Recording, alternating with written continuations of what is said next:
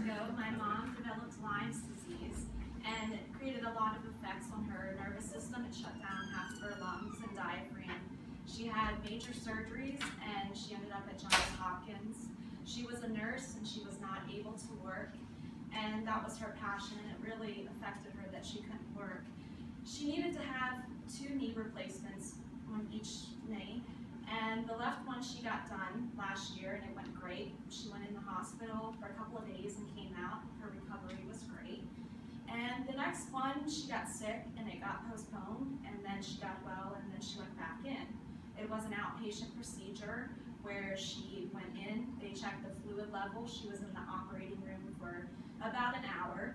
And when she came out to PACU, she was having trouble breathing. She repeatedly told the nurses that she could not breathe, to check her pulse ox, and despite her complaints, the doctors discharged her at 3:30 in the afternoon.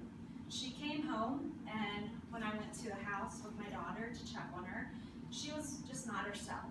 And I remember saying to myself, something's not right. She's just not herself. She was very drowsy and just not there. She didn't want to eat, and then she had to go to the bathroom, and she stood up and she had a lot of coughing and just couldn't catch her breath. I decided to call 911, and as soon as I got off the phone, she was unresponsive. I walked in, saw her eyes rolling in the back of her head, her lips were blue, and she was pale as a ghost and completely not responsive.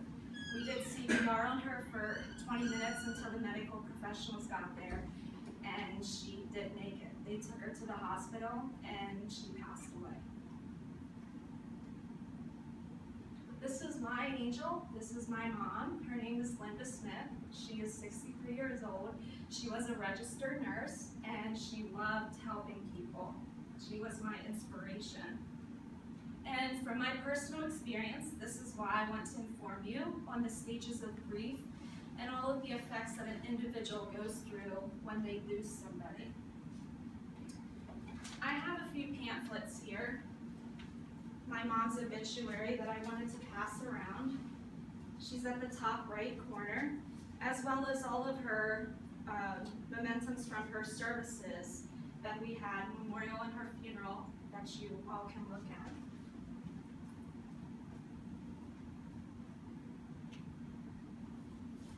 The first stage of the grieving process is denial. The individual will be in shock. They can't believe that this happened to them. They will deny it as if it didn't happen. They will tell their loved one that they were on vacation, they went to see their family, and that they will be back. They'll get to see them. They're not sure when. I would often tell myself my mom was sick and she was taken to the hospital. The doctors and nurses can care for her, and I'm able to see her later. A lot of loved ones were not planning to die. They didn't know they were going to die. They had made plans, vacations, get-togethers, but they weren't able to attend them.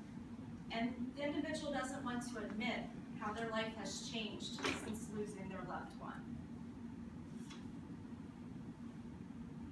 The second stage of grief is anger. The individual will ask themselves, what did I do to deserve this? How did this happen? How could this have happened to me?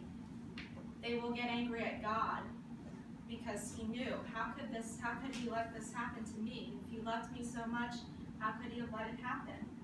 And they will feel like he hates them. They could be angry at themselves, why they didn't save their loved one.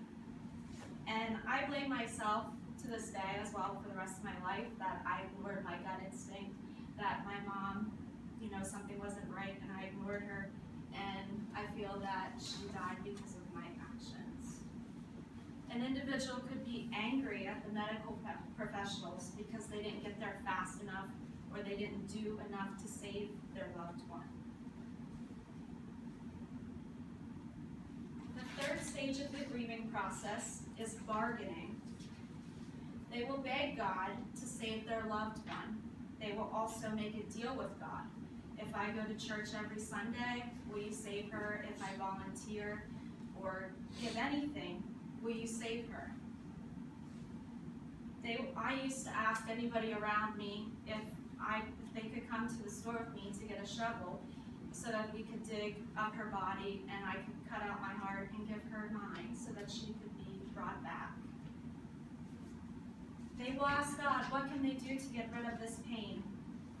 Because it is so heart-wrenching, they can't get rid of it. The fourth stage of the grieving process is depression.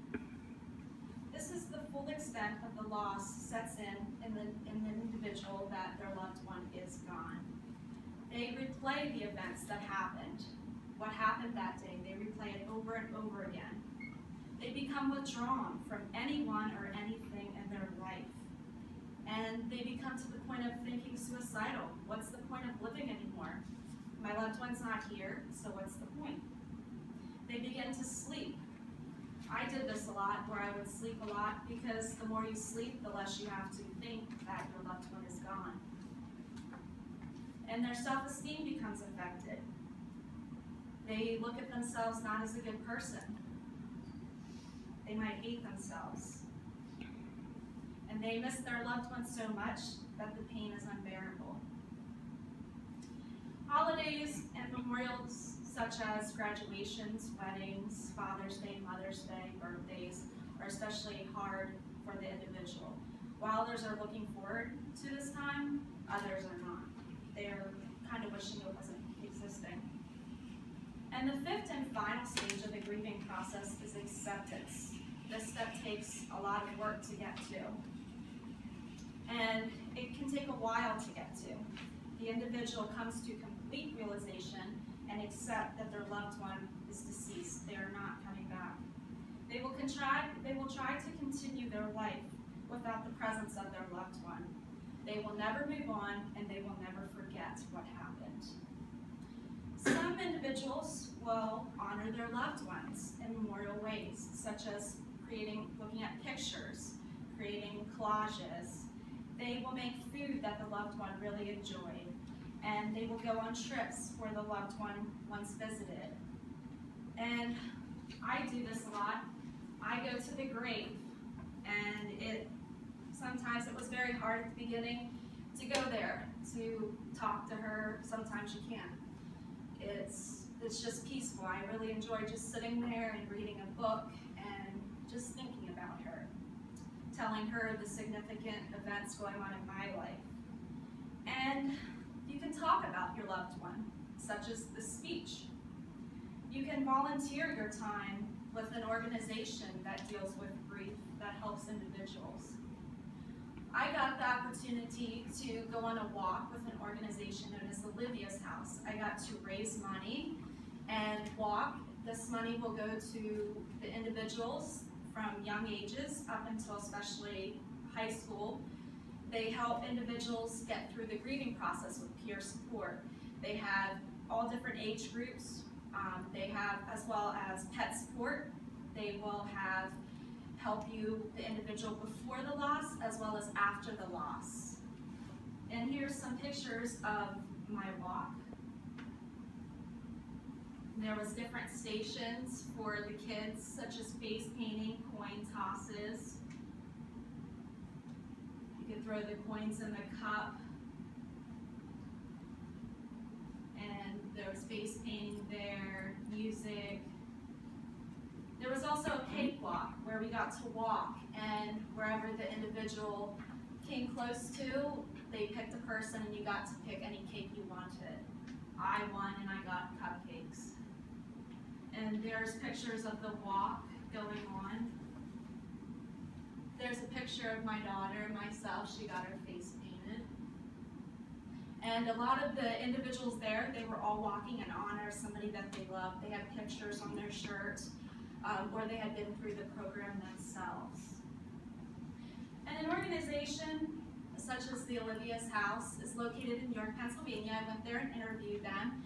They are a wonderful organization. They help, it's a 9-week program. When the individuals come in, they will meet with them first. They will go over what happened with their loss, and they will place them in different age groups.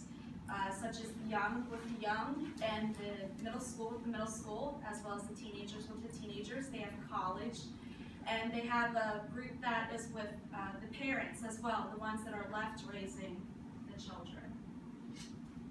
And this is Olivia, the woman that started Olivia's house. What happened was she had a brother, and her father worked on the railroad, and while her mother was cooking dinner, her responsibility was to watch for her father. When her father left after dinner, she was outside with her brother. He was 5 years old, and she went in to make some lemonade and bring it out to him so they could enjoy it together, and he unfortunately ran in front of a car and got hit and killed. That is her when she was younger, and that is her when she was older. She is the creator of the Olivia's house. She wanted to help others just as she has been affected. This is the different rooms in the Olivia's house. The first one is the family room. The tree to the left is all of the children that have been through the Olivia's house. They leave their name, so they make everybody else feel that they're not alone in the struggle, that they're going through this together. The second one is the healing garden, which is outside. The individuals can go out there and sit and experience the beauty, think of their loved one. They can get bricks, write their loved one's name on it, and put it in the walkway, as well as rocks. They paint them and leave them along the trees for everyone to enjoy. And the last one is the library, where it's strictly books on grieving that an individual can check out while they're there. And the last set of pictures is the Believe hallway. I don't know if you can see, but all of the children get their handprints and they put them on a board. When they graduate, they will get to take them. It also adds volunteering opportunities such as the walks. It gets to see individuals who all their money is affecting. And the confessional room I thought was my favorite there, where the individuals can go and sit there by themselves. They can record. There's a camera behind the screen. They record their actions, and they take it home and they can look at it and they can watch it. The welcoming room is where you first go into the Olivia's house, and that is where the adults meet while the children are meeting.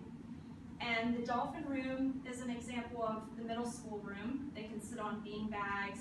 They can do their emotions. There's also a nail wall where they can pound the nails in for their frustration. They can talk about their emotions, happy, sad, glad.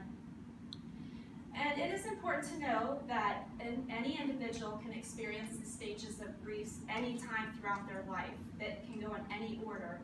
It is not just because they get to the acceptance stage doesn't mean that it's over. And especially during the sentimental times such as the holidays, it's really tough on an individual, and it can reignite these feelings.